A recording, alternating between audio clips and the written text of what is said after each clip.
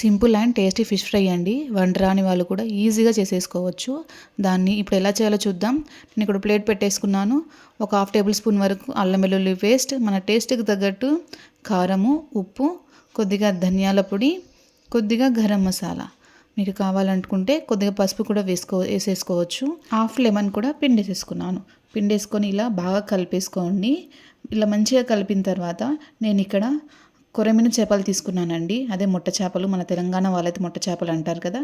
ఇలా అంత పేస్ట్ ఇలా అప్లై చేసేసాను. పట్టించేసి ఒక అరగంట పాటు పక్కన పెట్టేసుకోవాలి. ఫ్రిడ్జ్లో పెట్టుకున్నా కానీ బాగుంటుందండి. ఈ మసాలా అంతా ఈ ఫిష్కు పట్టేసి చాలా టేస్టీగా మారుతుంది. ఒక 20 నిమిషాల తర్వాత నేను ఇక్కడ ఆయిల్ పెట్టేసుకున్నానండి ప్యాన్లో. ఇక్కడ నేను షాలో ఫ్రై చేస్తున్నానండి.